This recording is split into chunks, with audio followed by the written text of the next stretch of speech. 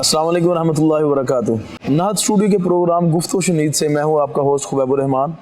आज हम इस टाइम मौजूद हैं इस्लामाबाद में और तशरीफ़ हमारे पास लाए हैं डॉक्टर समीउल्लाह ज़ुबैरी साहब, और आज इनसे हम गुफ्तगू करेंगे। इसमें प्रोग्राम में थोड़ा सा चेंज ये है कि पहले मेहमान हमारे पास हमारे लाहौर के स्टूडियो के सेटअप में तशरीफ़ लाते थे, लेकिन आज हम इनके पास आए हैं। तो आज मौसम भी बड़ा प्यारा है। जी जी माशाल्लाह। तो डॉक्टर साहब आपको शुक्रिया, आपने ये रात के तकरीबन इस टाइम 12:40 है और हमें टाइम दिया है। माहौल अच्छा है। बिल्कुल जी, तो अल्लाह आपको खुश रखे। Thank you. बस इस तरह आपको जिस तरह पता है कि हम हल्के फुल्के अंदाज में आउटडोर में एक गुफ्तगू का हमने आगाज़ किया था, जिसका ये मेरा ख्याल है कोई 5वां प्रोग्राम है। करंट जो इश्यूज़ चल रहे होते हैं उनके ऊपर हम गुफ्तगू कर लेते होते हैं हम मेहमानों से। तो आजकल डॉक्टर साहब एक इशू बड़ा देखने में आ रहा है कि रमज़ानुल मुबारक था इस टाइम, और तकरीबन 2 साल के बाद उम्रा खुला था। जी जी। तो पहले बैन लगा हुआ था कोरोना की वजह से। तो एक चीज़ बड़ी देखने हमें आ रही है कि लोग इधर से उम्रे के लिए जाते हैं और उधर जाके एहराम में और इबादत में और इस तरह की जितनी भी उनकी एक्टिविटीज़ होती हैं उसमें रियाकारी का एक उनमें आंसर पाया जाता है। वो इस तरह से कि मोबाइल का बहुत ज़्यादा यूजेज होता है, फिर साथ लाइव वाला आजकल एक सेटअप शुरू हुआ है। कुछ लोगों को देखा गया है कि वो इधर से जाने से पहले बाकायदा उन्होंने इश्तिहार छपवाए हैं और उसके ऊपर उन्होंने बाकायदा अलकाबाद के साथ, वो तो आपको पता ही होगा जिस तरह वो यूज़ किए जाते हैं उसमें भी मुबालगा किया जाता है। तो बल्कि जो हमारे शयूख हैं जो वो उतने अलकाबाद पसंद नहीं करते जितने ये आजकल के नौजवान कुछ जो नए मुकर्रिरीन आए हुए हैं, उलमा तो नहीं, खैर मुकर्रिरीन उनको खुतबा कह लें, तो वो यूज़ कर रहे होते हैं। तो ये एक सिलसिला शुरू हुआ है। तो इसमें अफरातो तफरीत है या फिर ये इसमें रियाकारी के बारे में बदगुमानी है, रियाकारी भी होती भी है कि नहीं? अमूमन उनके ऊपर जब उनको समझाया जाता है, ये तनकीद की जाती है, तो वो कहते हैं कि जी आपको कैसे दिलों का हाल का पता है। तो इस हवाले से आप भी सोशल मीडिया यूज़र हैं, आप भी ये सारी चीज़ों को बड़ी गहरी नज़र से देखते हैं, तो इस हवाले से कुछ फरमाएं आप। अल्हम्दुलिल्लाह रब्बिल आलमीन, बिस्मिल्लाहिर रहमानिर रहीम। मसला ये है कि ये बहुत ही बारीक सा इशू है, बहुत दकीक मसला है, नीयतों के बारे में फ़ैसला करना। पहला रूल ये है, चाहे जितना मर्ज़ी फ़साद फैल जाए, असूल नहीं बदलते। पहला असूल ये है कि रियाकारी आमालुल कुलूब में से है, उन अमाल में से जिनका ताल्लुक़ दिल से है। वल्लाहु इन्नहु अलीमुम बिज़ातिस सुदूर, अल्लाह बेहतर जानता है। आपने अगर किसी को रियाकार कह दिया और वो ना हुआ, तो इसकी मिसाल वही है कि जो साइल आता है मांगने, अगर वो गलत हुआ तो आपने उसको कह दिया ये गलत है, तो फिर तो शायद आप बच जाएँ, और अगर वो सही मुस्तहिक हुआ और आपने गलत कह दिया तो फिर नहीं बचेंगे। अब मसाइला फला तनहर। इसी सूरत ज़ुहा की रोशनी में आप रियाकारी को भी समझें। अम्मा बिनिअमति रब्बिका फहद्दिस। रियाकारी और अल्लाह का ये हुक्म है कि अपनी मैं जो नेमतें आपको दे रहा हूँ ये लोगों के सामने ले आए। हदीस मुबालगे का सीगा है कि कसरत से उसको पेश करें लोगों में। वो नेमत नबूवत थी, नेमत इस्लाम थी, नेमत कुरान थी, नेमत दावत तबलीग थी। बिल्कुल। लेकिन जो दूसरी नेमतें हैं जिससे किसी गरीब की दिल आज़ारी हो सकती है, वो बढ़ बढ़ के दिखाना, उस पे बात हो सकती है। तो उसूली बात यह है कि किसी साइल को हम झिड़क नहीं सकते जब तक कि वो शरीयत की हदों को क्रॉस ना करे, और किसी को रियाकार कह नहीं सकते क्योंकि हमें इस बारे में सवाल नहीं होगा। हम किसी की नीयत पे शक नहीं कर सकते। जो बंदा मीडिया में आता है उस पे उंगलियां उठती हैं। जो बंदा भी सोशल मीडिया इस्तेमाल करता है या दीन की दावत, जैसे आपने एक स्टूडियो बनाया ये कर रहे हैं, तो आपको लोगों को दिखाना पड़ेगा स्क्रीन पे, उस पर उंगलियां तो उठेंगी। इसमें दकीक सा फ़र्क है कि हम किसी पे ये फतवा नहीं लगा सकते। हाँ, जिनके बारे में ये आप देखते हैं कि ये बंदा ज़्यादा शो ऑफ कर रहा है, उसकी इस्लाह हो सकती है। मतलब हम हर चीज़ के स्टेटस लगा रहे हैं, हर चीज़ की फ़ोटो लगा रहे हैं, तो उसमें उन लोगों के लिए उसूली बात यह है कि रियाकारी वो होती है जिसमें लोग इन्वॉल्व हों और अल्लाह ताला को आप पीछे कर दें। एक बहुत बड़ी बात है। रियाकारी वो होती है जिसमें आपकी नज़र में लोग हों। लियराहुन्नास, आपने नमाज इसलिए लंबी करता है कि लोग उसको देख लें। लोगों का जो है अंसर वो उसका प्रपोर्शनेट जो ना रब से ज़्यादा हो जाए, तो ये शिरक खफ़ी है, क्योंकि शराकत हो गई। जो काम अल्लाह के लिए करना था उसमें लोग आ गए। तो नमाज की मिसाल आपने इसलिए दी थी कि 5 दफ़ा बंदा पढ़ता है। इस तरह सदका है, युराउन अन्नास, लोगों के सामने मुनाफिक नमाजें भी पढ़ते थे। नमाजें इसलिए पढ़ते थे कि उनको मुसलमान कहा जाए, उसके बगैर तो मुसलमान नहीं, लेकिन दिखाते थे लोगों को। फिर वहाँ भी लोग आ गए। जहाँ जहाँ अल्लाह होगा वहाँ तो रियाकारी नहीं है, और जहाँ लोग आ जाएंगे वहाँ रियाकारी। ये एक बुनियादी फ़र्क है। दूसरा, आप ये समझें कि आप पीपल ओरिएंटेड हैं या گاڈ اورینٹڈ ہے کہ آپ ہر وقت اللہ کی بات کرتے ہیں، یہ لوگوں کی، تو جتنا کسی کا ریشو زیادہ ہوگی رب کی یا لوگوں کی، یہ عمل اس طرف شفٹ ہو جائے گا۔ اور اس کی تعریف جو فقہاء اور ائمہ نے کی ہے، محدثین نے، ریاکاری کی جو تعریف وہ بہت ضروری ہے کہ دنیا کا عمل آخرت کے ذریعے تلاش کرنا۔ یہ سارے سورسز تو آپ آخرت کے لگا رہے ہیں، نماز ہے، روزہ ہے، حج، زکوٰۃ ہے، ذکر ہے، چہرہ کا پردہ ہے، داڑھی ہے، لباس ہے، حلیہ ہے، نگاہوں کو نیچا رکھنا، سارے آخرت کے سورسز ہیں۔ حاصل دنیا کرنی ہے تو یہ سب سے بڑی ریاکاری ہے، یعنی دنیا تک پہنچنا آخرت کے سورسز کے ذریعے۔ یہ جامع تعریف ہے، جامع اور مانع تعریف ہے، اصل یہی ایکسکلوسیو اینڈ انکلوسیو کہ آپ نے سارے سورسز آخرت کے استعمال کرے جو اللہ نے آپ کو پرووائڈ کیے تھے۔ مقصد آپ کا دنیا ہوا، اور اس میں یہ تھا کہ وَإِنَّ الدَّارَ الْآخِرَةَ لَهِيَ الْحَيَوَانُ، آخرت کا گھر تو ہمیشہ کا ہے، اور یہ ہے کہ من کان للہ کان اللہ لہ، اللہ کے لیے سب کچھ تھا، آپ نے تو دنیا کی خاطر کر۔ یہ پکا ریاکار اور منافق ہے، اور اس کا شرک خفی ملت سے خارج نہیں کرتا، لیکن سخت گناہ گار اس کو کر دیتا ہے۔ شرک اس لیے کہا کہ اس نے جو چیز دکھانی تھی اس دکھانے میں لوگوں کو شامل کر لیا رب کے ساتھ، اس نے وہ کام لوگوں کی خاطر نہیں کیا، اچھا دکھاوا کر دیا۔ نماز اللہ کے لیے پڑھ رہا ہے، لیکن اس نے اگلا جو اس کا شیڈ تھا، اس کا جو رزلٹ تھا وہ خراب کر دیا۔ تھوڑا سا فرق آ، بیس ٹھیک تھی، مسلمانی والا کام کا، کافر نہیں ہے وہ۔ اور صدقہ کرنا عین اسلام ہے، زکوٰۃ دینا عین اسلام ہے، اور حج کرنا اسلام، ارکان اسلام میں ریاکاری، یعنی کرتے تو آپ سارے کا سارا وہ رب کی، ریاکار مشرک نہیں ہوتا، وہ رب کو سجدہ کرتا ہے، مگر اس شرک خفی اس لیے کہا گیا کہ ڈر جاؤ۔ جس طرح شرک بہت بڑا گناہ ہے، تم چھوٹا شرک کر رہے ہو، کہیں کل بڑے شرک میں پڑ جاؤ، کل یوں ہوگا کہ وہ بندہ پھر صرف وہی کام کرے گا جو لوگوں کو اچھا لگتا ہے۔ اچھا، ابھی شروع میں تو وہ شروعات ادھر سے ہوگی کہ پہلے اللہ کے لیے کام کرے گا، تھوڑا سا دکھاوا کہتا ہے، وہ کبھی نہیں کہتا نماز غیر اللہ کی پڑھتا ہوں، صحیح ہے، لیکن وہ دکھاتا غیر اللہ کو ہے۔ اچھا، اس میں یہ کیسے ہم، اس کی ایک نشانی بھی ہے کہ جو ہی وہ کوئی کام کرے گا، لوگ دیکھ رہے ہوں گے تو نیکی کرے گا، دیکھ رہے ہوں گے تو برائی چھوڑے گا، اس کے بعد سست ہو جائے گا۔ اچھا، اس میں ہم فرق کیسے کریں گے؟ فرق ہم نہیں کر سکتے، وہ بندہ ہی کر سکتا ہے، اس کی اصلاح ہو سکتی ہے۔ ہم کسی کو ابھی آپ نے کہا کا فتویٰ نہیں دے سکتے، یہ غلط بات ہے۔ جیسے ابھی دیکھیے، آپ علیہ السلام نے کبھی کسی کو کہا تم ریاکار ہو، منافق کو بھی نہیں کہا، تو پھر کیسے؟ صحیح ہے، آپ نے یہ بتا دیا کہ یہ نشانی ایسے ایسے ہوتا ہے، لیکن یہ نہیں کہا کہ تم ریاکار ہو، کیونکہ آپ نے تو پکے منافق عبداللہ ابن ابی پہ بھی شک نہیں کیا، آپ نے اس کی جنازہ پڑھانے کے لیے تیار ہو گئے۔ صحیح ہے، حالانکہ اس سے بڑا ریاکار دنیا میں کوئی نہیں۔ اچھا ڈاکٹر صاحب، اس میں یہ مجھے بتائیں کہ اب یہ جو سلسلہ شروع ہوا ہے، یہ تربیت کی خرابی ہے، اور اس کا بہت نقصان ہے۔ اس کا نقصان سب سے بڑا یہ ہے کہ جب آپ فوٹو دکھاتے ہیں، ہر وقت اسٹیٹس لگاتے ہیں، ہر وقت اسی کام میں لگے رہتے ہیں، اور میں نے خود ایکسپیرینس کیا ریسنٹلی، واقعی عبادات میں فرق پڑ جاتا ہے، اور آپ کی عبادتیں کمزور ہو جاتی ہیں، ریجیکٹ نہیں ہوتی۔ ریجیکٹ تب ہوگی جب وہ غیر اللہ کے لیے ہوں گی۔ صحیح ہے، میں اسی اصول پہ قائم رہوں گا کہ آپ کسی کی نیت پہ شک نہیں کر سکتے۔ دوسرے کہ ایک بعض لوگ اس لیے بھی کہتے ہیں کہ ترغیب پیدا ہو رہا، اس کو بھی ذہن میں رکھیں۔ ویسے ڈاکٹر صاحب ترغیب تو ہوتی ہے، مثال کے طور پہ ہوتی سر، اب آپ کے 5 دوست عمرے میرے شاگرد ہیں، انہوں نے کہا ہم بھی جائیں گے، ہاں آپ صاحب حیثیت ہیں، آپ ادھر جا کے ایک تصویر لگاتے ہیں، کسی کا دل اس طرف مائل ہوتا ہے تو وہ چلا جاتا ہے، خوش ہوتے ہیں لوگ، تو اس کا تصویر سے نہیں، وہ اصل میں اس جگہ سے ہوتے ہیں۔ ہاں جی، اس جگہ سے وجہ تو بن گئی نا۔ دیکھیں اب تو میڈیا، دیکھیں میڈیا کا صحیح اور غلط استعمال ہے۔ اب وہ مکہ مدینہ کی جتنی ایکٹیویٹیز ہیں وہ خود پوری دنیا میں اس کی اسٹریم چل رہی ہوتی ہے، لائیو چل رہی ہوتی ہے، لیکن کئی دفعہ ہوتا ہے کہ ایک بندہ جو ہے جو پہلی دفعہ عمرے پہ گیا، وہ شوق ہی اتنا ہوتا ہے، اس کو شوق ہی اتنا ہوتا ہے، وہ چاہتا ہے میں اس کی اطلاع لوگوں کو بھی دوں۔ اس کا یہ حل ہے کہ پہلے یہ کرے، وہ عمرہ پورا کرے، اچھا پھر اپنا کوئی لوگوں کو تھوڑا سا بتا دے۔ کئی لوگ ہیں آپ جہاز سے شروع ہوتے ہیں میری طرح، قریبی دوست سے گئے ہوئے تھے ادھر، تو وہ روزانہ لائیو کر رہے تھے ادھر، بس یہ شوق ہے۔ اچھا، اب ان کا شوق ہے، دین سے نہیں ہے، اس کا تعلق اس کی ذات سے ہے۔ کچھ بندے ایسے ہیں جن کے بارے میں نہیں کہہ سکتا کہ وہ ریاکاری سے کر رہے ہیں، میرا خیال ہے کہ وہ شوق کی وجہ سے، اور ان کی نیت یہ ہوگی کہ لوگوں کو پتہ چلے کہ جو اس کا جذبہ ہے نا، ہاں جذبے کو کنٹرول کرنے کی ضرورت ہے۔ اس کا تعلق دین سے زیادہ اس کی ذات سے ہے، اس کی ذات کی تربیت کی ضرورت۔ آپ نے دیکھا ہائی آفیشل لوگ کبھی اسٹیٹس اس طرح نہیں لگاتے، بالکل، کیوں کہ ان کی مجبوری ہوتی ہے، وہ بتاتے نہیں ہم کہاں پہ ہیں، تو وہ کیوں نہیں لگاتے؟ حالانکہ ان میں بھی ریاکار بڑے بڑے ہوں گے، لیکن کیوں نہیں لگاتے؟ بڑے بڑے بیوروکریٹس اور بڑے خاص ہائی آفیشل سیکیورٹی آفیسرز اس لیے نہیں لگاتے کہ ان کو وہ لگانا ان کے لیے سوٹیبل نہیں ہے۔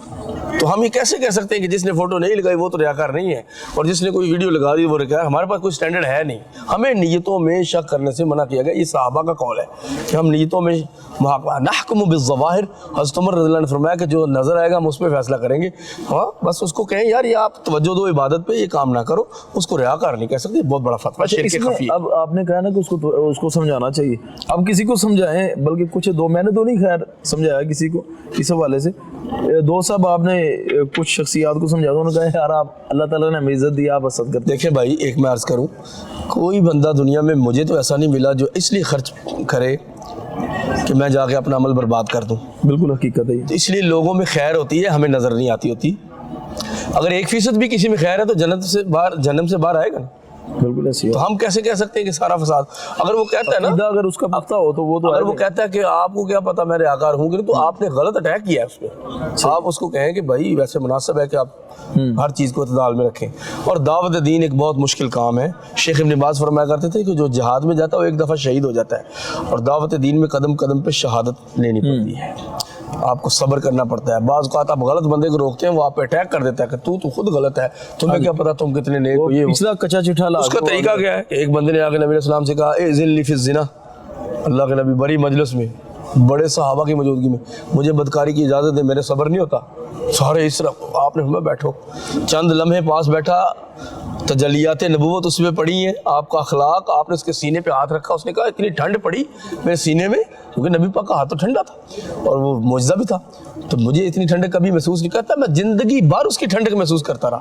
اور میں جب آیا تھا تو آپ علیہ السلام کے سامنے میں نے کہا بڑا گندا کام مجھے چاہیے، اور جب نکلا تو مجھے سخت نفرت تھی اس کام سے، اس حسن تربیت کی وجہ سے، نہ کہ کسی لیکچر کی وجہ سے. کوئی ذمہ داری تربیت کرنے والوں پہ بھی لاگو تو اور کس پہ ہوتی ہے یہ؟ بالکل. اگر کوئی بندہ ٹک ٹاکر ہو، بہت بڑا ریاکار ہو بھی، ٹک ٹاکر ریاکار نہیں ہوتے، میں ویسے کہہ رہا ہوں، ضروری نہیں کہ ہوں، اس کو بھی آپ نے پیار سے اپنی طرف لے کے آنا ہے. آپ نے فتویٰ بازی سے کسی کو ٹھیک نہیں کر سکتے. یہ دائی کا جو بیسک جو دائی کا کام کوئی آسان کام نہیں، نبیوں کا کام ہے یہ. اور نبیوں کی زندگی میں لوگ چین نہیں لینے دیتے. ان تانا سب سے پہلے ملتا ہے، الزام لگتا ہے ان پیغمبروں پہ، ان کو مارا جاتا ہے، ان کو شہید کیا جاتا ہے، ان کو بالکل چین نہیں لینے دیا جاتا، اور پھر بھی وہ صبر کرتے ہیں. اور حضرت موسیٰ اور ابراہیم کی مثال آپ نبی علیہ السلام محمد صلی اللہ علیہ وسلم کی مثال آپ کے سامنے ہے. صحیح. تو ہمیں اگر اصلاح کرنی ہے تو آپ یہ دیکھیں کہ جو مشنریز ہیں کرسچن، وہ کسی شراب پینے والے بندے کو بھی برا نہیں کہتے، حالانکہ اس کو کہنا چاہیے، مگر وہ اپنے مذہب میں اتنے سچے ہیں کہ ایک دن اس کو اپنی طرف لے کے آتے ہیں. اچھا ویسے ڈاکٹر صاحب ایک اور چیز ہے، اور ایک قول بھی ہے. آپ کے سوال پہ ایک فائدہ بتا دوں. اللہ والوں نے یہ بتایا، ائمہ نے. اللہ والوں سے مراد علماء ائمہ، وہ نہیں جو جنگلوں میں نکل کے باہر ہی نہ نکلے، علم والے ائمہ. انہوں نے کہا کہ نبی علیہ السلام نذیر اور بشیر ہے، تو ڈراتے تو وہ کافروں کو تو عذاب اللہ علیم سے ڈراتے تھے، اور مومنوں کو خوشخبری دیتے تھے لِتُبَشِّرَ بِهِ الْمُتَّقِينَ، جنت کی.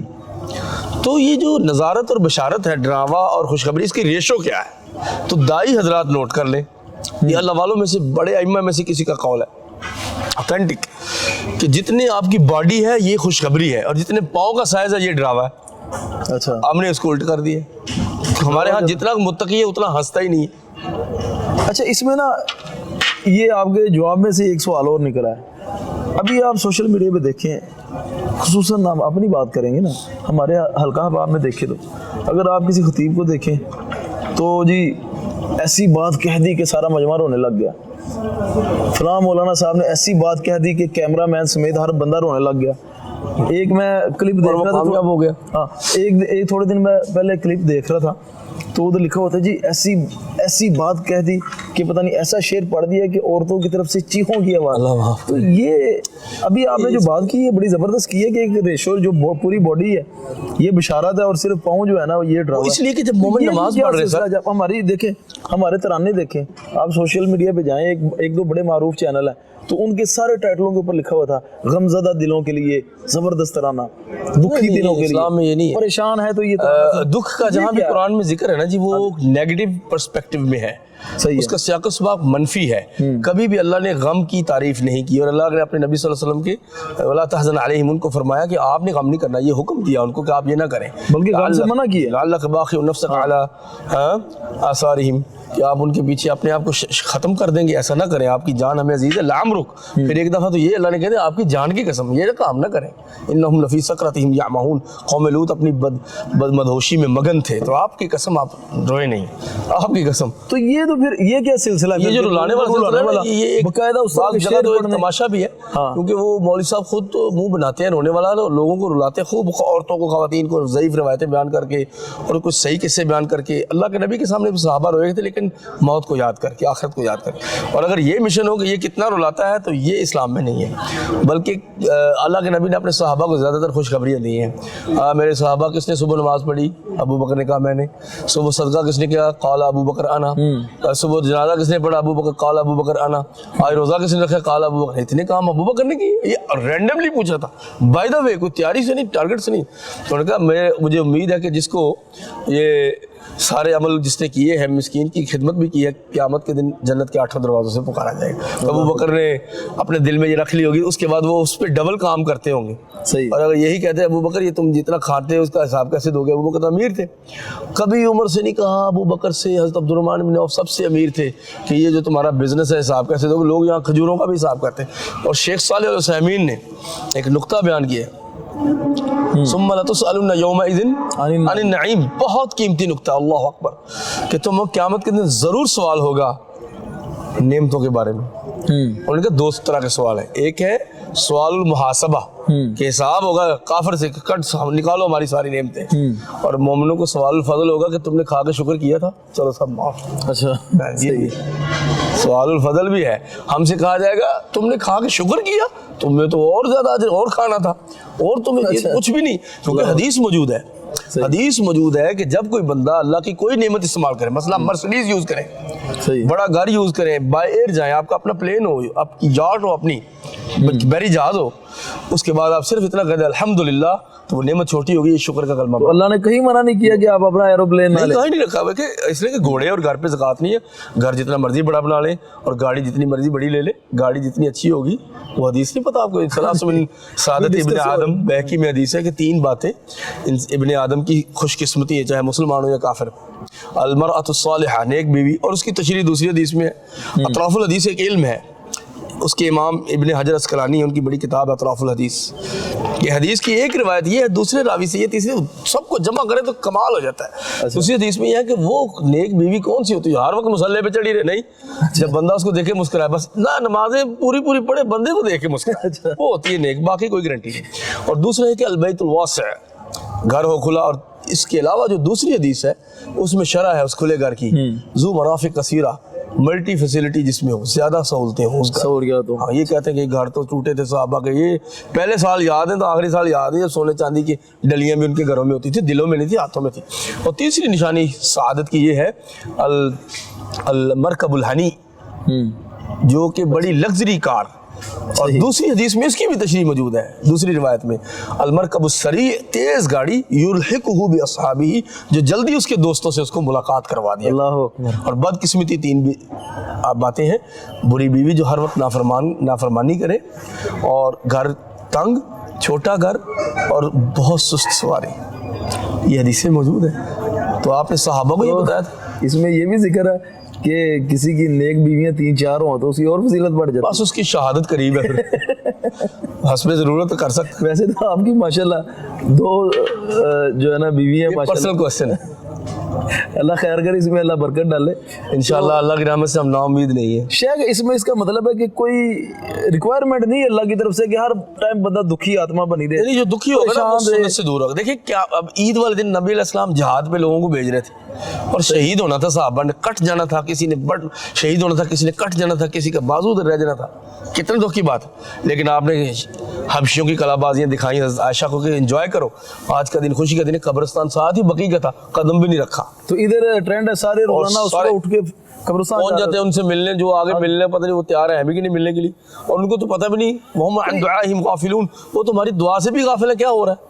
تو آپ کی ملاقات کیسے؟ یہ ہمارے وہم ہے، ہمارے اصل اپنے میں بنائے ہوئے طریقے۔ جو ہمارے ادھر برِ صغیر میں جو پہلے ہندوانہ رسم و رواج آگے ہوئے نا ہمارے اندر، مثال کے طور پہ اب ادھر وہ آ جائے نا، بلکہ الحمدللہ ہم میں تو نہیں ہے یا شعور والے لوگوں میں نہیں ہے، عموماً جو دوسرے تھوڑے سے ان پڑھ لوگ ہیں نا، دین جن کو شعور نہیں ہے، ان میں رواج پتہ کیا ہے، جب فوتگی ہو جاتی ہے نا تو پہلی عید کو دوبارہ لوگ افسوس کرنے کے لیے آ رہے ہوتے ہیں، اور اچھا خاصا بھولا ہوتا ہے اس کو دوبارہ آگے اور پہلی بڑی عید پہ، قربانی کی عید پہ جانور ذبح کرتے ہیں اس کے نام کو کہتے ہیں یہ جو ہے اضحیۃ الحفرہ، کھڈے والی قربانی، یہ قبر میں جو چلا گیا اس کی پہلا سال بڑا سخت ہے تو یہ قربانی اس کی طرف سے یہ عین بدعت ہے، کیونکہ نبی علیہ السلام نے اس کا نام اضحیۃ الحفرہ، یہ عرب لوگوں میں کرتے ہیں، وہ مصر وغیرہ میں، اردن میں، شام میں یہ ابھی بھی کرتے ہیں، تو اللہ کے نبی صلی اللہ علیہ وسلم نے اسے منع کیا ہے، اور آپ علیہ السلام نے اس کے بعد بھی قربانیاں ذبح کی اور فرمایا جو فوت ہو گئے ان کی طرف سے بھی، جو زندہ ہے میری قوم میں سے ان کی طرف سے بھی، سب کی طرف سے کرتے ہیں۔ اچھا شیخ، پھر یہ جو فلیذکو قلیلا ولیبکو کثیرا کا، یہ منافقین کے بارے میں، اچھا یہ اس کا مطلب ادھر مس یوز ہو رہا ہے، سارا پورا جلسہ سارا نبی علیہ السلام کیا تھے؟ ہر وقت بسام، یعنی اکثر ضحکہ ہی تبسم، آپ کی ہنسنا زیادہ تر تبسم تھا، 99% مسکراتے تھے، ایک دفعہ ہنستے تھے، اور ایک دفعہ تو داڑھیں بھی نظر آ گئی جب آپ نے سعد بن ابی وقاص کو تیر پکڑایا، کیونکہ ان کا نشانہ خطا نہیں ہوتا، دعا تھی، اس نے جب وہ مشرک کو مارا جو سارا لوہے میں تلا ہوا تھا، پیک تھا، اور یہاں ایک ٹکیا کے برابر جگہ خالی تھی سانس لینے کے لیے، تو وہیں پہ جا کے لگا، اور جب وہ گرا تو اس کی ٹانگ اوپر ہو گئی، تو آپ ہنس پڑے، داڑھیں نظر آئی، تو آپ محدثین کہتے ہیں کہ سمجھ نہیں آئی کہ اس بات پہ ہنسے کہ مشرک کا انجام کیا ہوا جو مسلمانوں پہ ہنس رہا تھا، ہاں مارو تیر مارو تیر، اور ہر تیر کو روکتا تو ہنستا تھا، اس پہ ہنسے اس کی ذلت پہ، یا حضرت سعد بن ابی وقاص پہ جو تیر پکڑا تھا اس کا تو ساری نہیں تھا، وہ لگ کیسے گیا جا کے سیدھا، ٹوٹا ہوا تیر تھا۔ اچھا کیونکہ سعد نے دعا کروائی تھی نا کہ اللہ کے نبی میرا نشانہ خطا نہ ہو، تو اس کے بعد وہ کہتے ہیں کہ میں نے اگر مشرق کی طرف تیر چلایا اور نشانے کی دعا میری مغرب کی ہو تو ادھر ہی جاتا تھا۔ اللہ سعد بن ابی وقاص اسلام کے چھٹے مسلمان ہیں اور نبی پاک کے ماموں لگتے رشتے میں، دور کے، حضرت آمنہ کے خاندان، آپ نے فرمایا یہ میرے ماموں ہیں، ان جیسا ماموں دکھاؤ، یہ تعریف ہے، ان کو ڈرایا ہر وقت، اور عشرہ مبشرہ کو جنت کی خوشخبری، اور 400 تقریباً صحابہ جن کو منہ پہ خوشخبری دی جنت کی۔ اچھا فلیذکو قلیلا، یہ منافقین کے بارے میں سورۃ توبہ میں، اچھا کہ یہ نہیں گئے، مسلمانوں کو خوش ہونا چاہیے، کہاں لکھا ہے کہ مسلمان پریشان؟ ان کے نبی تو مسکراتے تھے، اور ہمارے جو ہیں وہ دین والے لوگ وہ عبوساً قمطریرا، ان میں سے بعض تو اس طرح ہوتے ہیں جیسے قیامت قائم ہو گئی ہے اور مسکرانا منع ہے، تو پیغمبر علیہ السلام تو مسکراتے ہیں، مسکرانے سے 42 جو آپ کے عضلات ہیں وہ ایکٹیویٹ ہو جاتے ہیں، اور یہ گالیں جوان رہتی ہیں اور آپ بوڑھے نہیں لگتے، مسکراتے رہتے ہیں۔ میں ابھی عمرے کے لیے گیا ہوا تھا، تو ادھر میں مکہ میں سیڑھیاں چڑھ رہا تھا چھت پہ جانے کے لیے، تو بڑا رش تھا، تو بڑی مشکل سے مجھے انٹرس ملی نا، تو ظاہر بندہ تھکا ہوتا ہے، پریشانی کے اثار چہرے پہ ہوتے ہیں، تو میں وہ جب آپ نے جا دیکھا رہا تھا بیت سیڑھیوں اللہ، سے، تو مجھے ایک عربی تھا، اس نے مجھے کہا کہ یار آپ مسکراؤ، آپ کیوں اس طرح جا رہے ہو اداس، مسکراؤ، آپ مکے میں ہو، یعنی اس سے بڑی سعادت کچھ نہیں ہو سکتی۔ میں بھی 2 ماہ پہلے جب مکہ میں تھا شعبان میں، تو میں نے کہا یا اللہ یہاں جبریل نازل ہوتے تھے، اس سے آگے تو کوئی جگہ نہیں جو مقدس ہو، تو ہماری ساری دعائیں قبول کر لیں، آمین۔ تو یہ بڑی مزے کی چیز ہے۔ اور میں وہاں آپ نے رونا ہے تو نمازوں میں روئے نا، کیا بازاروں میں نبی پاک روتے تھے؟ کیا کبھی ممبر پہ روتے تھے، جمعے میں روتے تھے؟ نہیں، کبھی صاحب کو نہیں رلایا، تہجد میں روتے تھے، صحابہ کو رلایا آخرت کو یاد کر کے، قبر پہ روتے تھے کہ لوگوں اس کی تیاری کرو، یہ منزل ہے سخت ترین، یہ آسان ہوگی تو آخری منزل ساری آسان ہوگی، اگر مومنوں کو ہر وقت ڈرائیں گے تو دور بھاگ جائیں گے۔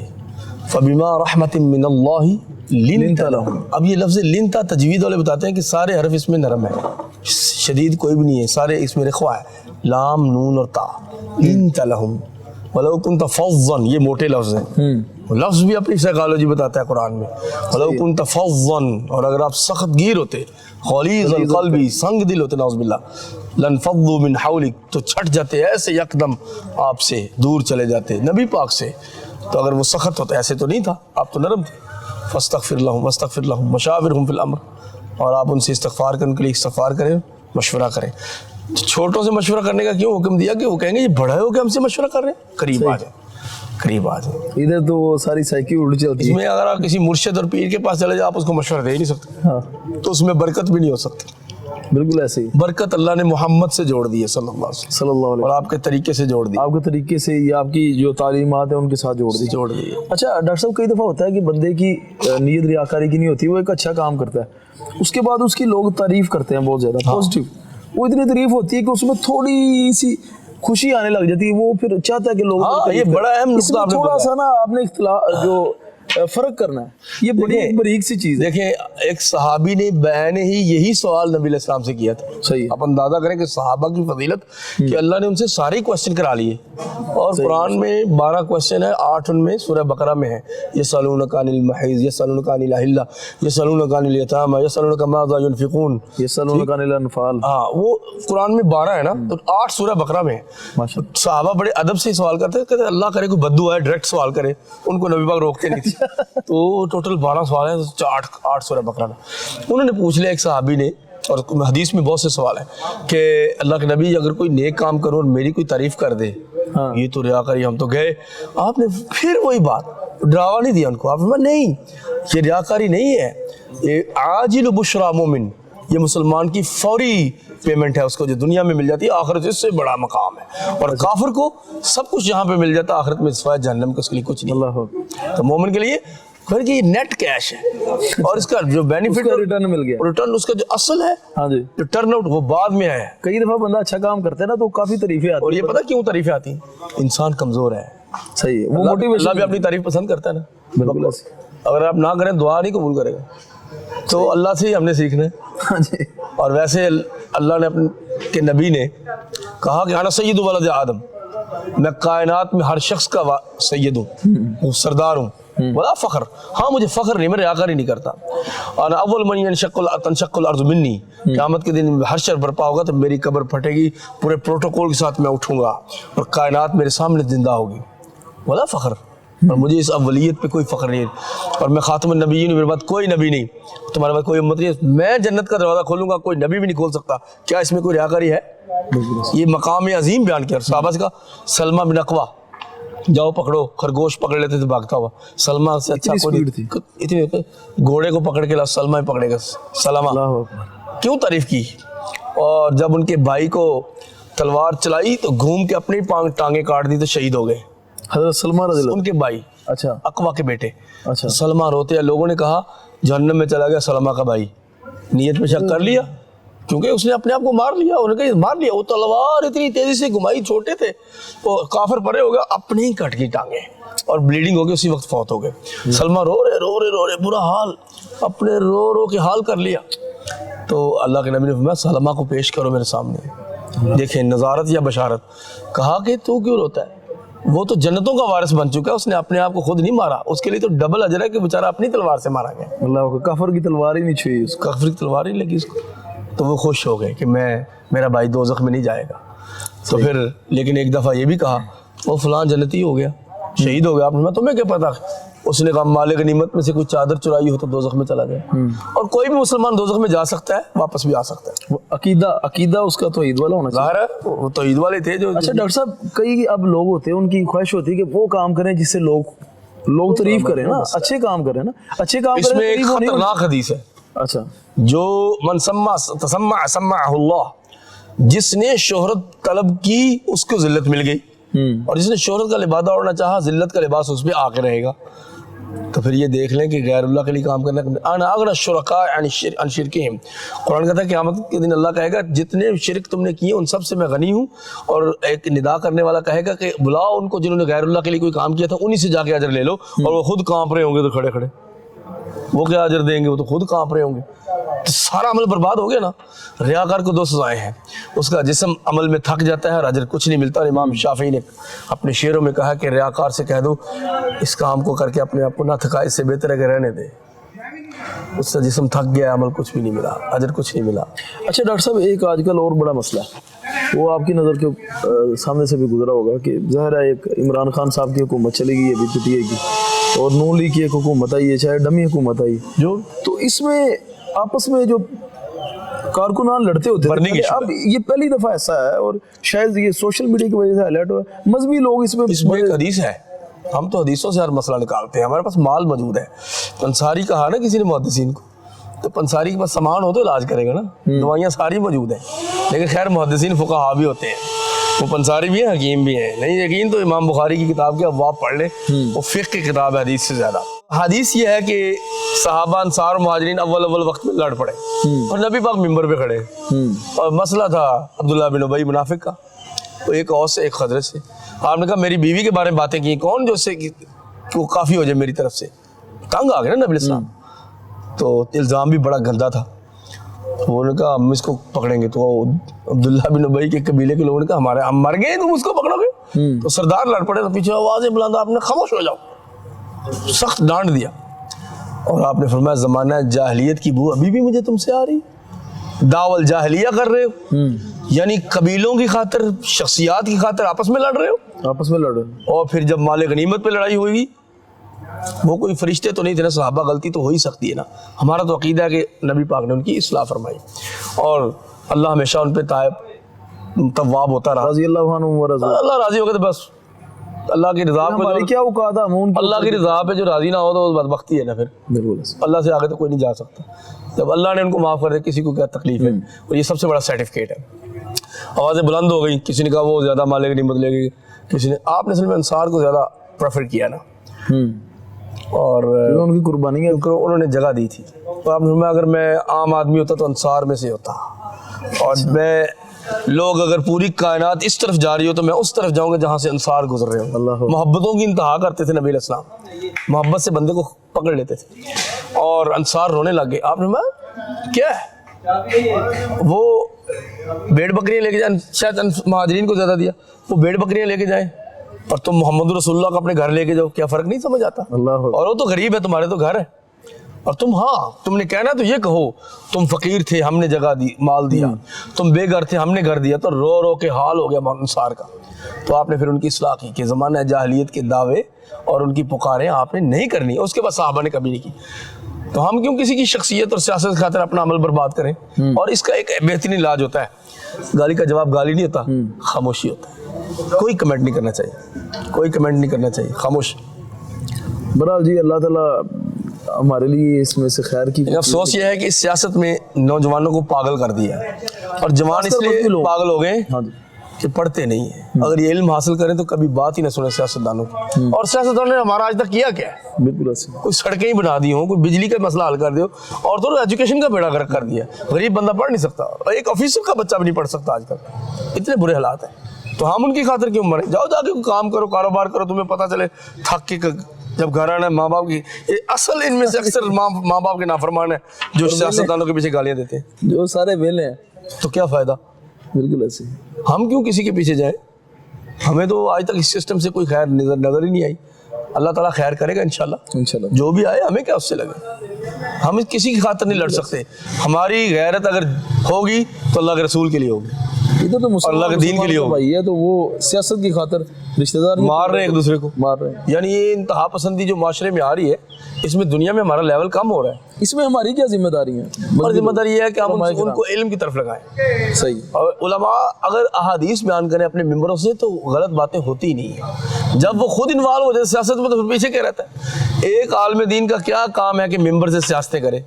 وہ اپنے فورم سے کرے نا, اپنی سیاسی زندگی سے کرے. اگر کسی کو سیاست کا شوق ہے کہ حضرت نبی پاک نے, میں ڈاکٹر صاحب سمجھتا ہوں کہ ایک دائی کو جو ہے نا, اس کا جو سیاسی اس کا جو موقف ہے نا, اس کو چھپا کے رکھنا چاہیے. جی وہ چھپائے ظاہر کرے, وہ اپنے سیاسی آفس سے کرے, ممبر سے حدیث ممبر سے نہ کرے, اور اس میں بھی اصلاح کرے, کیونکہ وہ مصلح ہے. وَأَهْلُهَا مُصْلِحُونَ.